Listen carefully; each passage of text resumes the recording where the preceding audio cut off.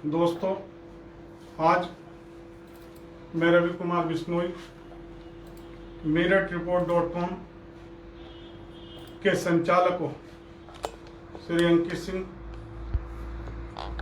के सहयोग से आपके बीच कोरोना से संबंध कुछ बातों को लेकर प्रस्तुत हुआ हूँ। यह एक ऐसा विषय है कि पूरी दुनिया में कोई भी व्यक्ति ऐसा नहीं है जो इसके बारे में ना जानता हो या अनभिज्ञ हो। लेकिन जब पिछली बार मार्च माह में लॉकडाउन शुरू हुआ था तो गिनती के मरीज हुआ करते थे। उसके बावजूद हमें कितने लंबे समय तक लॉकडाउन की स्थिति को झेलना पड़ा। आज एक दिन में 3,46,000 मरीज कोरोना संक्रमित हैं। दुनिया के 12 देशों से ज्यादा एक दिन में हमारे यहाँ कोरोना संक्रमित निकले हैं। अप्रैल माह में 22 गुना से ज्यादा कोरोना मरीजों की संख्या बढ़ी है और कहते हैं कि मई में यह संख्या 35 लाख तक हो सकती है। अकेले उत्तर प्रदेश में आज की तारीख में 10 लाख संक्रमित बताए जा रहे हैं। आखिर दवाई भी है, कड़ाई भी है, फिर वो कौन से कारण हैं कि कोरोना संक्रमितों की संख्या कम होने की बजाय बढ़ती ही जा रही है। दोस्तों, इस पर हमें अब विशेष तौर पर विचार करना होगा, क्योंकि जिस प्रकार से बीमारी बढ़ रही है उसी प्रकार से सेवाभावी लोग बढ़ रहे हैं, तो कुछ जमाखोर और मुनाफाखोरों की संख्या भी बढ़ रही है, जो विभिन्न प्रकारों से मरीजों और उनके अभिभावकों को आर्थिक रूप से कमजोर करने का कोई मौका नहीं चूक रहे हैं। मेरा आपसे आग्रह है कि अब सोचें, अपने आप और औरों को बचाने के लिए हम क्या क्या कर सकते हैं और कैसे इस समस्या का मजबूती से समाधान हो और यह कोरोना की महामारी हमारा पीछा छोड़े। पहले तो इसका सीधा सच्चा उपाय है कि हम दवाई भी लें, लेकिन लॉकडाउन के नियमों, मास्क लगाने, दूरी बनाने और हाथ धोने तथा सैनिटाइज करने के नियमों का भरपूर तरीके से पालन करें, क्योंकि अगर ये नहीं करेंगे तो कितनी ही दवाई खा लें, जितना विशेषज्ञ बता रहे हैं उसके अनुसार इसका इलाज सबसे पहले लॉकडाउन के नियमों का पालन और फिर नियमित रूप से दवाई और एहतियात बरता जाना ही बताया जाता है। आज की तारीख में सरकार ने निःशुल्क रूप से और सशुल्क 45 साल से ऊपर के लोगों को टीकाकरण के लिए सुविधा उपलब्ध करा रखी है। आप सरकारी डिस्पेंसरी में जाइए, आधा घंटा रुकिए और पहले से रजिस्ट्रेशन कराया है तो लोग इसका टीका लगवाकर अपने घर आ जाइए। इसी प्रकार से निर्धारित अस्पतालों में 250 रुपए शुल्क लेके टीका लगाया जा रहा है। लेकिन जितना प्रकाश में आ रहा है या इससे संबंध विद्वान बता रहे हैं, उसके अनुसार अगर 45 साल से ऊपर का व्यक्ति एक बार टीकाकरण करा लेता है तो उसे 65% कोरोना होने की उम्मीद कम हो जाती है। दूसरा टीका लगवाने के बाद काफी तादाद में कोरोना नहीं होगा यह सोचा जाता है, लेकिन कुछ लोगों को हो भी जाता है तो वो किसी भी दवाई का कोई भी असर कभी भी हो सकता है, इसमें कोई दो राय नहीं है। इसलिए 45 साल से ऊपर के लोगों को टीकाकरण हर हाल में कराना चाहिए, अपने और अपने परिवार को बचाने के लिए। अब माननीय प्रधानमंत्री श्री नरेंद्र मोदी जी के प्रयासों से हमारे युवाओं, बालिग युवाओं को टीका लगवाने का मौका मिलने वाला है। 1 मई से सभी युवाओं को निःशुल्क रूप से टीके लगाने की व्यवस्था का ऐलान हो रहा है। 28 मार्च से इसके लिए आप टीकाकरण का रजिस्ट्रेशन करा सकते हैं। मेरा मानना है दोस्तों, और खासकर अपने बच्चों से, कि वो कोई भी मौका टीकाकरण का ना छोड़ें, क्योंकि जो कोरोना की दूसरी लहर चल रही है, इसमें सबसे बड़ा नुकसान हमारे देश के युवाओं को हो रहा है।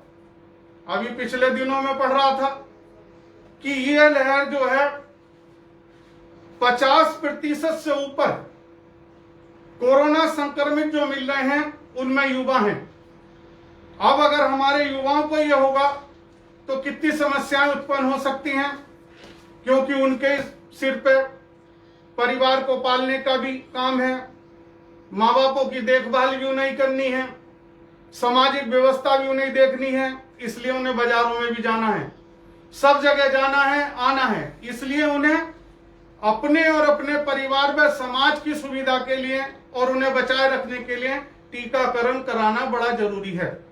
दोस्तों, देश और राष्ट्र हित में ये टीका आप लोग जरूर कराएं, और इसके लिए 28 मार्च से रजिस्ट्रेशन युवाओं को कराना चाहिए। अब रही बात दवाइयों की, अपने देश में पिछले कुछ दिनों से रेमडेसिविर नामक दवाई के साथ साथ और दवाइयों की भी कालाबाजारी, जमाखोरी और ब्लैकमेलिंग शुरू हो चुकी है। कल 2 लोग ब्लैक में दवाई बेचते हुए मेरठ में पकड़े गए, 4 लोग उत्तर प्रदेश की राजधानी लखनऊ में पकड़े गए, जो इस बात का प्रतीक है कि सरकार के सारे प्रयासों के बावजूद दवाई की कालाबाजारी और ब्लैकमेलिंग रुक नहीं रही है। मगर इसमें एक अच्छी खबर यह है कि अब जो सबसे महंगी दवाई 3000 रुपए के आसपास की मिलती है और बाजार में 30 से 40 हजार रुपए तक की बिक रही है, रेमडेसिविर, उसे प्रोटोकॉल से हटा दिया गया है। अब इस दवाई को कोरोना संक्रमितों के लिए लेना बहुत जरूरी नहीं है। इसकी जगह सरकार ने बीराफेन नामक दवाई को शामिल किया है। यह दवाई लोग बताते हैं कि फायदेमंद तो है ही, ऑक्सीजन उत्पन्न करने में भी कामयाब है। इसलिए घबराने की आवश्यकता नहीं है। जो डॉक्टर कह रहे हैं कि ये दवाई लाओ, अगर आपका कोई डॉक्टर है तो एक बार उससे भी इस बारे में सलाह मशवरा कर लें कि जो नर्सिंग होम के संचालक दवाइयां मंगा रहे हैं वो जरूरी भी है या नहीं। क्योंकि कई बार ये प्रकाश में आ चुका है, समाचार पढ़ने को मिल चुके हैं कि कुछ ऐसी दवाइयां मंगाई जाती हैं मरीजों से जो जरूरी नहीं होती, कहीं मिलती नहीं है। अभिभावक मारे मारे घूमते हैं और दवाई नहीं मिलती, फिर अस्पताल में बताते हैं तो अस्पताल संचालक कोई दूसरी दवाई महंगे दामों में पेल कर मरीज के अभिभावकों का आर्थिक उत्पीड़न करते हैं। और इस क्रम में जो मरीज के अभिभावक दवाई ढूंढते हैं उन्हें भी कोरोना हो जाने के डर से इनकार नहीं किया जा सकता। तो मेरा मानना है कि हर चीज संयम और धैर्य से करी जाए। जो मर्ज हो गया है वो तो हो गया, अब उसे रोकने के उपाय तो करे जा सकते हैं। और जो भगवान ने तय कर दिया है, यह सोचकर कि उसे कोई नहीं टाल सकता, हमें सहयोग, प्यार और विश्वास की भावना अपने अंदर पैदा करनी होगी। तो जहां तक मैं समझता हूं कि हम जल्दी समय से पहले सही होंगे। फालतू दवाइयों में पैसा जो खर्च करना पड़ रहा है वो भी नहीं करना पड़ेगा। इसलिए हमें अब धैर्य रखना होगा हर हाल में। एक बात मैं जरूर सरकार से पूछना चाहता हूं, जिम्मेदार लोगों से, कि जब पहले दौर में धीरे धीरे लॉकडाउन हटा तो दूसरे दौर की लहर से पहले हमें काफी समय मिला। सबको पता था कि दूसरी लहर शुरू होगी।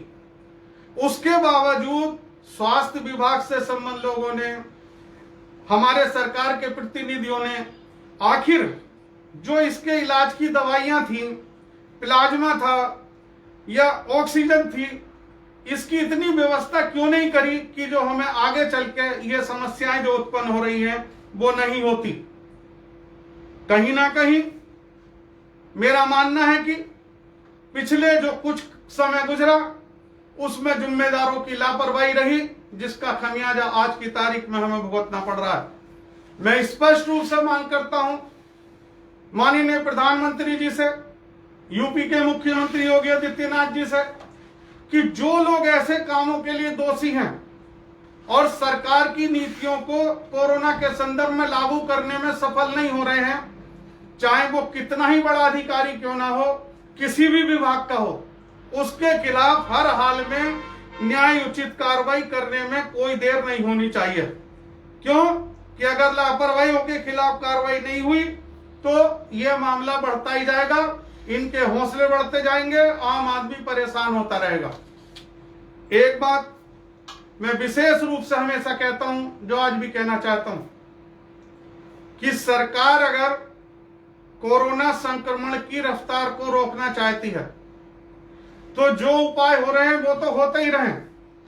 उसके अतिरिक्त रेलवे स्टेशनों, बस अड्डों, धार्मिक स्थानों और शहर और देहातों के घने मोहल्लों में अभियान जागरूकता जरूर चलाना होगा। अगर वहां रहने वाले लोगों को हमने मास्क लगाने, दूरी बनाने और हाथ धोने का मतलब नहीं समझाया तो हम कितने प्रयास कर लें, आसानी से कोरोना की रफ्तार रुकने वाली नहीं है। मेरा इस संदर्भ में दोस्तों, जो आप लोग मुझसे मैं मुखातिब हूं, जो मुझे सुनने हो, उनसे विशेष आग्रह है कि वो अपने जनप्रतिनिधियों से इस बात के लिए दबाव डालें, खुद भी प्रयास करें, क्योंकि इसमें ही आपकी, हमारी और आपके बच्चों का भविष्य सुरक्षित है। आप देखिए लोग कितना कितना इसमें प्रयास कर रहे हैं। मेरठ के शहर काजी साहब का कितना प्रेरणा स्रोत बयान आया है, एक अखबार में पढ़ने को मिला, जिसको पढ़ के मन प्रफुल्लित हो गया। उन्होंने कहा है कि मरीजों के इलाज के लिए मदरसों और मस्जिदों में भी कोविड अस्पताल बनाएं, हम जगह उपलब्ध कराएंगे, लेकिन सबको चिकित्सा सुविधा मिलनी चाहिए। मेरा मानना है कि देश के हर व्यक्ति को, अगर वो किसी क्षेत्र में कुछ करने की स्थिति में है, तो मेरठ के नायब शहर काजी जी से प्रेरणा ले और इस काम को आगे बढ़ाए, जिससे मतलब कुछ ना कुछ सुविधा हमें और हमारे बच्चों को मिल सके। दोस्तों, दवाइयों की कालाबाजारी, नर्सिंग होमों के ज्यादा पैसे लेने की चर्चाएं खूब सुनने को मिल रही हैं। भाजपा के एक बड़े नेता मनिंदर पाल सिंह ने आरोप लगाया है कि दोराला का आर्यव्रत, मोदीपुरम का एसडी ग्लोबल, कंकरखेड़े का कैलासी हॉस्पिटल, तो किसी संजय अग्रवाल ने आरोप लगाया है कि गाजियाबाद का हॉस्पिटल यशोदा में खूब पैसे लोगों से लिए जा रहे हैं, दलालों के माध्यम से मरीज भर्ती करे जा रहे हैं और नहीं तो मरीज परेशान घूम रहे हैं। जगदम्बा हॉस्पिटल का लाइसेंस निरस्त हुआ है इसी मामले में। और सबसे बड़ी बात है कि देश के जाने माने हॉस्पिटलों में से शुभारती के खिलाफ भी आज कार्रवाई शुरू होने की चर्चा है, क्योंकि यह सब ऐसी बातें हैं कि जो बताती हैं कि काला बाजारी और चोर बाजारी और मरीजों को भर्ती करने और उन्हें सुविधा उपलब्ध कराने में कितनी अनियमितताएं नर्सिंग होम संचालकों द्वारा बढ़ती जा रही हैं। इसमें आप और हम कुछ नहीं कर सकते, लेकिन जो कर सकते हैं उन पर हम अपनी बात पहुंचा सकते हैं। इसलिए मेरा मानना है कि कोरोना रोकने के लिए जो नीतियां बनाई जा रही हैं उन्हें लागू करने का जो प्रयास किया जा रहा है, उसमें अधिकारियों के साथ साथ सरकार जनप्रतिनिधियों को जोड़े, सांसदों की अध्यक्षता में कमेटी गठित करे, विधायकों के नेतृत्व में क्षेत्रीय समितियां बनाए और जो गली मोहल्लों की निगरानी समितियां हैं उन्हें यह जिम्मेदारी दे कि वो हर व्यवस्था पे ध्यान रखें और जो सरकार की योजनाएं हैं इस मामले में उन्हें लागू करें। और जन समस्याएं जो इस संदर्भ में उभर कर आ रही हैं और कोरोना संक्रमण क्यों बढ़ रहा है, इन उपायों से भी जिम्मेदारों को अवगत कराए, जिससे लोगों को सुविधा मिल सके। एक बात जो विशेष रूप में सामने आई है वो ये है कि आए दिन पढ़ने को मिलता है कितने हॉस्पिटलों में इतने बेड खाली हैं, लेकिन जब मरीज जाता है तो जगह नहीं मिलती। मेरा केंद्र और प्रदेश की सरकार और खासकर स्वास्थ्य मंत्रालय से आग्रह है कि पूरे देश में एक तो हर जिले में एक सूची जारी की जाए कि कितने अस्पतालों में कोविड का इलाज होगा, वहां कितने बेड हैं और क्या क्या व्यवस्थाएं हैं। इसी के साथ रोज प्रतिदिन सुबह लगभग 10 बजे एक सूची जारी हो कि फला हॉस्पिटल में इतने बेड खाली हैं, मरीजों को मिल सकते हैं, वहां जाएं। तो मेरा मानना है कि जो मरीज मारे मारे घूमते हैं और कहीं उन्हें टैक्सी वाला लूटता है, कहीं टेम्पू वाला उनसे ज्यादा पैसे ले लेता है, कहीं उससे कोई कुछ ले लेता है, तो उससे उन्हें बचाया जा सकता है। अब आप देखिए गैस की, तो मानना है कि हमें एक दूसरे के प्रति विश्वास की भावना पैदा कर ऑक्सीजन के लिए तैयार रहना पड़ेगा। ऑक्सीजन की इतनी समस्या नहीं है जितनी पैदा कर दी गई है। किसने पैदा करी यह तो जांच का विषय हो सकता है, लेकिन आप देखिए रेलवे, वायुसेना, श्री सीमेंट और जर्मनी तक से ऑक्सीजन के बनाने और उत्पादन के इंस्ट्रूमेंट हमारे यहाँ आ चुके हैं और वो अब अपना उत्पादन शुरू करेंगे तो यह कमी दूर हो जाएगी। और सबसे बड़ी तो बात यह है कि इतनी परेशानी होनी ही नहीं चाहिए। आपने देखा होगा कभी कभी बच्चों को जब ऑक्सीजन की कमी हो जाती है या वो सांस फूलने लगता है तो उन्हें नेबुलाइजर से सुंघाकर गैस दे दी, वो ऑक्सीजन दी जाती है और 2 मिनट में उसकी सांस खुल जाती है। तो मेरा मानना है कि इतने ऑक्सीजन की समस्या हो रही है, इतने अभिभावक सिलेंडरों के पीछे भागने की बजाय नेबुलाइजर को ढूंढें और उन्हें लें और अपने साथ रखें और जब जरूरत पड़े उसका इस्तेमाल कर लें। आप लोग एक बात समझ लें कि अगर हम लोगों ने इन व्यवस्थाओं पर ध्यान दिया तो हमारी काफी समस्याएं अपने आप हल हो सकती हैं। लोग जमाखोरी करने से डरेंगे, मुनाफाखोरी करने से डरेंगे। एक बात में अपने उत्तर प्रदेश के मुख्यमंत्री योगी आदित्यनाथ जी से कहना चाहता हूं कि स्वास्थ्य मंत्रालय के अधिकारियों को थोड़ा सक्रिय करें, क्योंकि प्रदेश के गांव देहातों और शहरों में दवाइयों की कीमत निरंतर बढ़ती जा रही है।